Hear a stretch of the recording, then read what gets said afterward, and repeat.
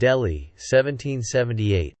In the flickering amber of oil lamps, a girl moves through smoke and silk, her gungroo bells marking time against a floor worn smooth by 1,000 forgotten performances.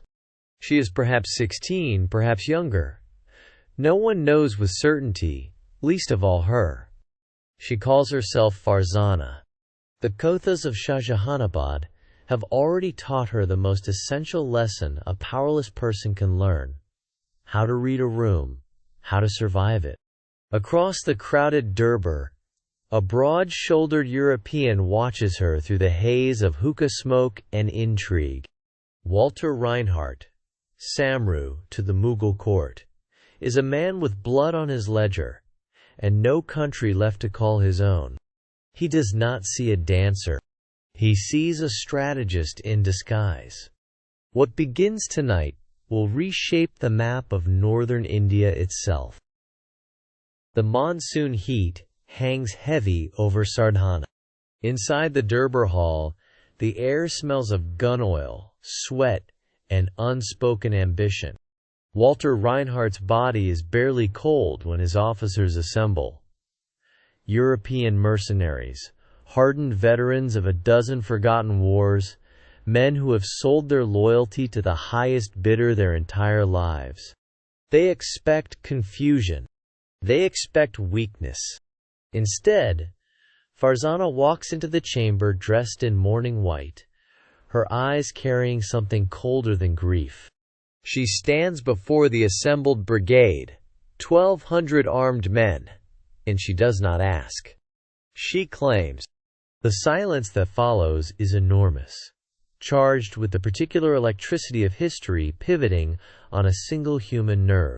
Not one man steps forward to challenge her. The widow has inherited the sword. Now she must learn how to use it. The monsoon rains have turned the plains around Gokulgarh to rust-colored mud, and through it, Begum Samru rides. She is no longer the Nautch girl of Delhi's candlelit courts. Here, amid the crack of jazales and the screaming of cavalry horses, she is something the subcontinent has rarely witnessed: a woman in command of disciplined European-trained soldiers, directing fire and flanking movements with cold, surgical precision.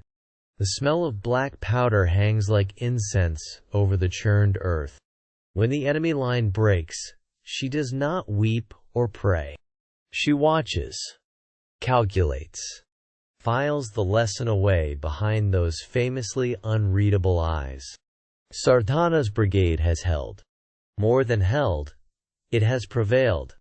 And in the blood-soaked silence after battle, Farzana begins to understand the terrible, intoxicating truth: power, once tasted, demands everything that follows. In the year 1781, beneath the vaulted shadows of a makeshift chapel, Farzana kneels on cold stone and accepts the waters of baptism. She rises as Joanna, a name borrowed from a martyred queen, worn now like armor. The incense smoke curls upward through latticed windows, mingling with the dry dust of the Doab plains outside. Is this faith, or is this strategy? Perhaps, in Farzana's calculating heart, the two are indistinguishable.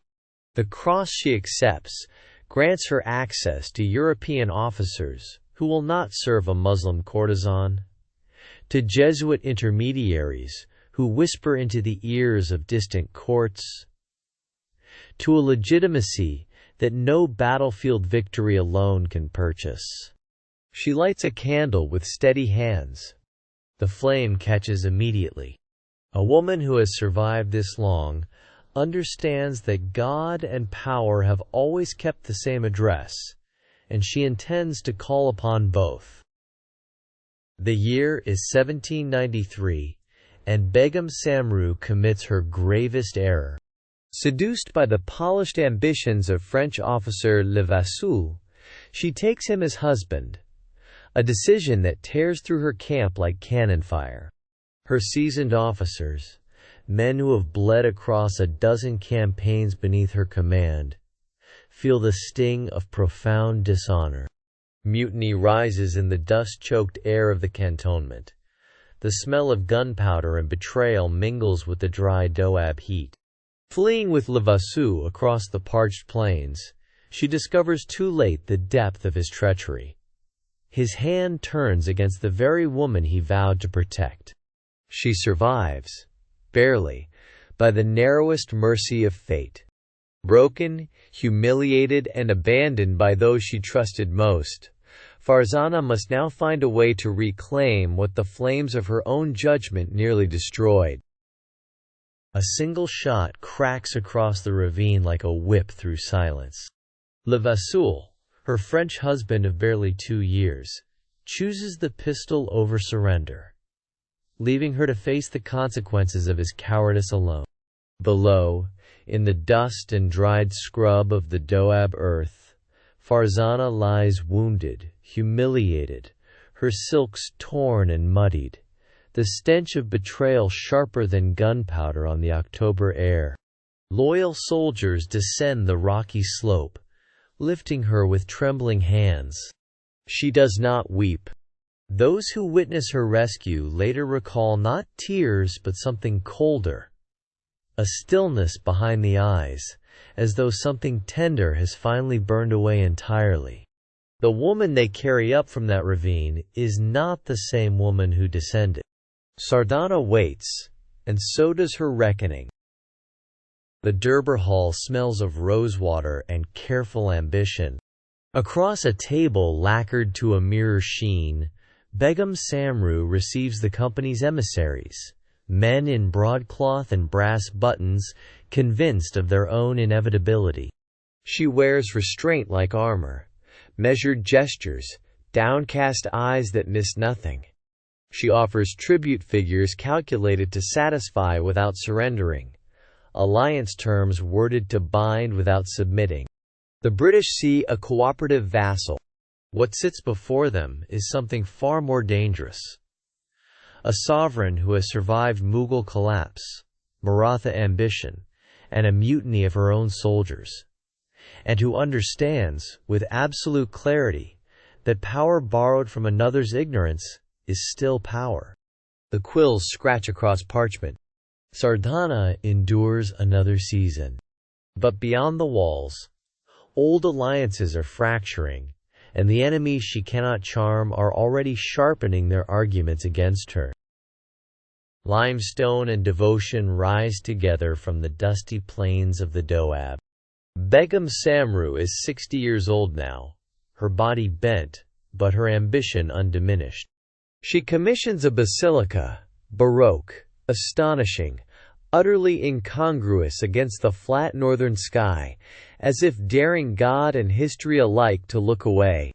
Craftsmen imported from Delhi lay marble floors that catch the morning light like still water. The scent of fresh plaster mingles with incense, with marigold, with the persistent dust of a land that buries everything eventually. She knows this. Perhaps that is precisely why she builds. In the cool interior, gilded altarpieces gleamed where a Nautch girl's reflection was never meant to appear. Every arch, every carved cornice, insists upon the same impossible fact: she existed, she mattered, she endured. But the men who resent her endurance are already sharpening their knives. The inkpot scratches. Letters move through the night, carried by servants whose loyalties have already been purchased twice over. In the lamplit corridors of Sardhana's palace, old women are supposed to grow quiet, to accept the slow erosion of authority like sandstone surrendering to rain. But Farzana has never been a woman who accepts anything. Her spy network, woven across 3 decades of survival, delivers the conspiracy whole. The forged petitions, the company signatures, the whispered promises made to her own adopted heirs over cups of cardamom tea. She reads each document with the stillness of someone who has already buried her enemies in her imagination. The smell of treachery is familiar, almost comforting in its predictability. She sets the papers down, folds her hands and begins to plan a response that none of them will see coming. January 1836. The cold descends on Sardhana like a held breath. In her palace chamber, surrounded by the smell of sandalwood incense and the distant toll of Catholic bells she herself commanded to be cast, Farzana, Nautch girl, mercenary queen, Begum Samru, exhales her last. She is perhaps 80 years old. No one alive knows for certain. The silver throne sits empty now, its velvet dimpled where she last pressed her weight against it. Company clerks are already sharpening their pens in Agra. Sardhana will be absorbed before the monsoon arrives. And yet, beyond the latticed window, white marble rises against the winter sky. The Basilica of Our Lady of Graces stands immovable, enormous, grotesquely beautiful. A woman's defiance rendered in stone, refusing, even now, to be taken quietly.